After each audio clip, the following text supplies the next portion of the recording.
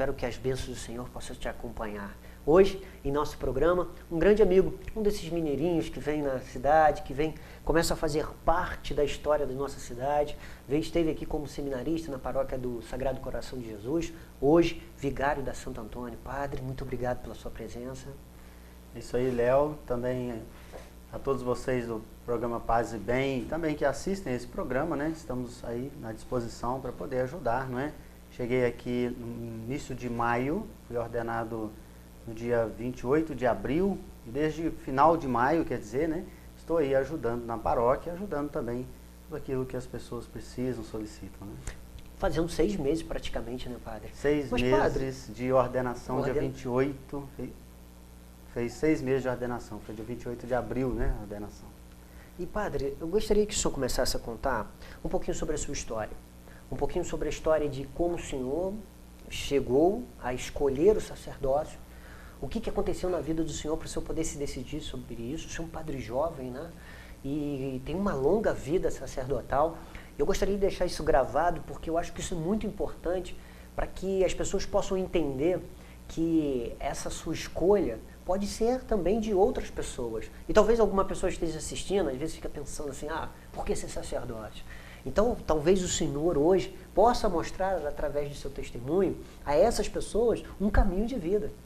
E aí eu gostaria de perguntar ao senhor, como começou essa paixão, né, para optar pela vida sacerdotal? Já tinha esse desejo muito grande, né, de ser sacerdote, ser padre desde a infância, né? Nas brincadeiras eu ia muito à missa, com a minha mãe participava de grupo de oração, tinha esse desejo forte desde criança de ser padre. Peraí, só um minutinho que eu esqueci de fazer uma pergunta. Minas Gerais de onde? Sim. Fatalmente deve ter alguém dessa região. Sou natural da cidade de Tocantins. Não é? Muitos acham que é o estado de Tocantins. Mas é mais longe que Minas. Isso. Não, mas Tocantins. é interior de Minas. E ali, aquele desejo imenso, né, de infância, né? Quando eu cheguei na adolescência, ainda gerou uma dúvida, porque se ia ser padre ou não, então, para isso eu coloquei nas mãos de Deus. Eu fiz assim, nas minhas orações eu rezava e pedia a Deus que definisse, né? Se fosse da vontade dele, que ele, então, resolvesse me enviasse para o seminário. Porém, os anos foram passando, né?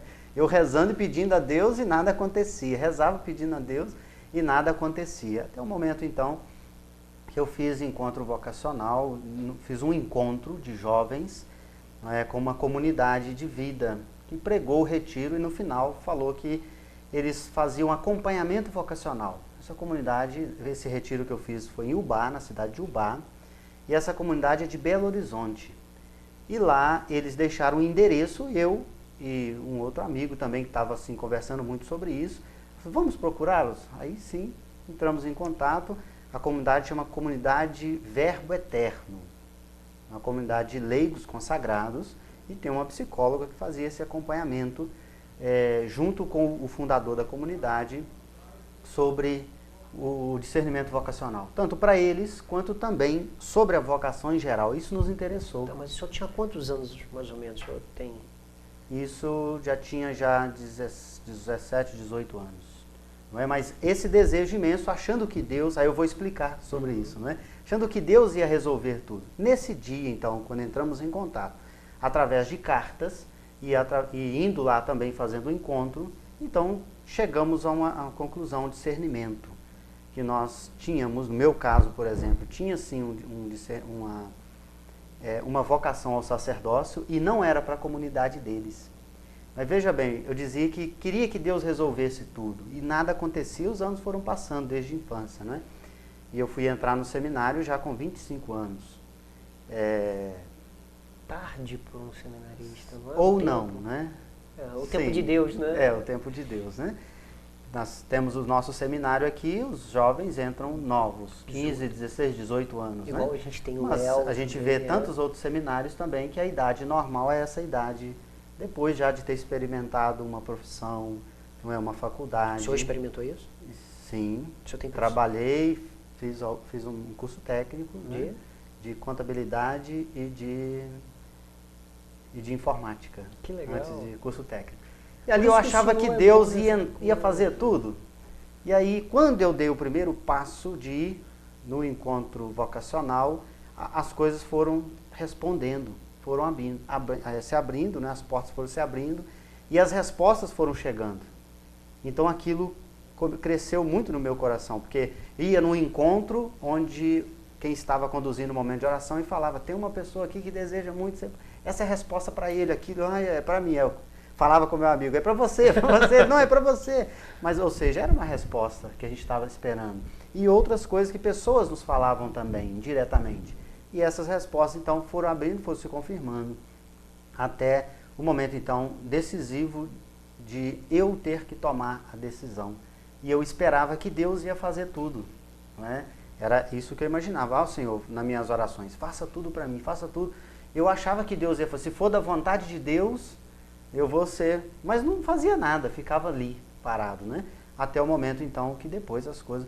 Porque também tínhamos uma dificuldade em relação ao encontro vocacional, não é? Uma divulgação vocacional. Eu passei um pouco por isso também, não é? Talvez se tivesse alguém nos orientando no encontro vocacional, fazendo uma divulgação vocacional, como hoje nós temos aqui na nossa diocese de Petrópolis, talvez não teria passado por esse tempo, não é? Mas eu não tenho nenhuma reclamação por ter vivido esse tempo também, não é? Como um jovem na paróquia, como uma liderança, experimentando também, tendo uma experiência de trabalho, experiência de curso técnico.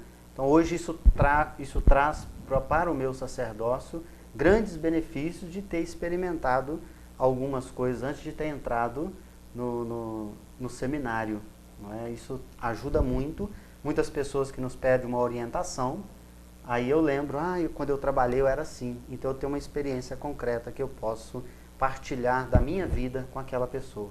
Então eu tenho isso assim, como uma graça de Deus muito grande, e não reclamo do tempo de ter entrado no seminário com 25 anos e foi ser ordenado com 32 para 33 anos, não é?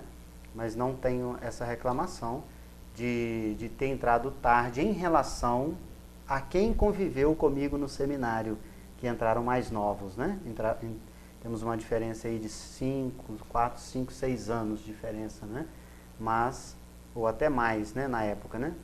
Quando nós entramos. Então não tenho assim essa reclamação de, eu entrei velho no seminário, perdi tempo. Não. O tempo Deus estipulou, determinou. Tinha também problemas familiares que não era possível naquele momento, né? Eu, novo, adolescente, deixar a minha casa do jeito que estava. Meu pai era alcoólatra e eu ajudava muito na minha casa e tudo, então aquilo trazia para mim uma responsabilidade muito grande e um peso ao mesmo tempo, assim, se eu sair, como que vai ficar as coisas aqui, né? Então, quando eu saí com tranquilo, preparado, assim, preparado, um coração tranquilo. Todos os problemas ficaram, mas eu estava bem onde eu estava bem no seminário. Então eu tinha essa preocupação muito grande. Estava resolvido. Agora, como chegou essa questão de Petrópolis?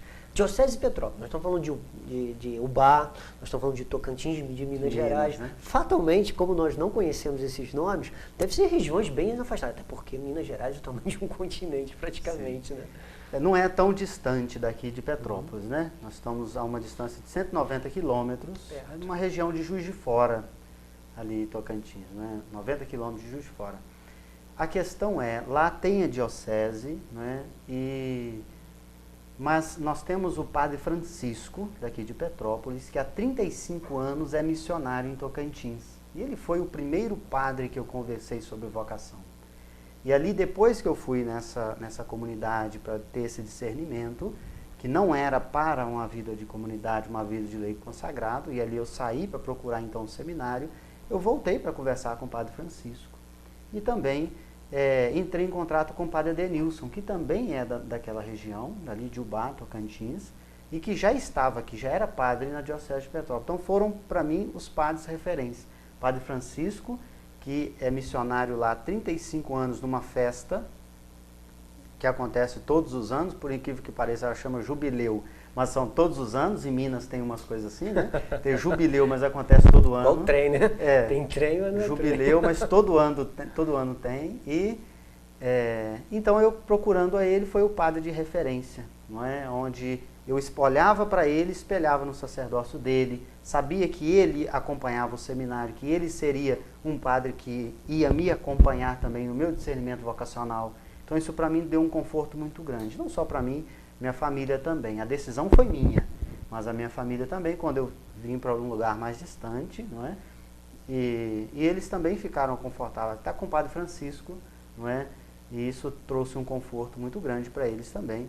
E então vim para o seminário, o Padre Francisco era diretor espiritual, o Padre Denilson como professor, e também ele fiz algumas experiências no seminário, e ali foram os padres que eu tive referência. Primeiro o Padre Denilson como contato, me trouxe até o seminário, eu vim aqui, me apresentou no seminário, e o Padre Francisco como aquele padre em que eu espelhava no sacerdócio dele, não é?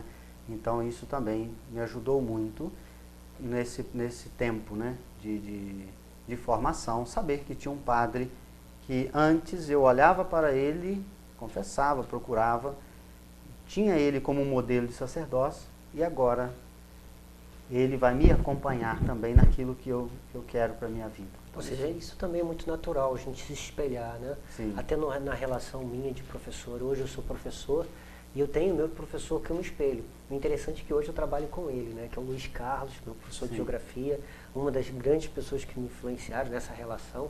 E assim, a gente sempre se espelha nessa... E é interessante eu falar isso porque me fez lembrar dessa relação. Então, que a gente acaba fazendo isso também, né? Sim. E é muito bom saber disso. E que bom que o senhor tinha alguém que, né, que já te conduziu para cá. Milton, a gente vai ter que entrar no comercial, mas é rapidinho e a gente já volta. Não saia daí.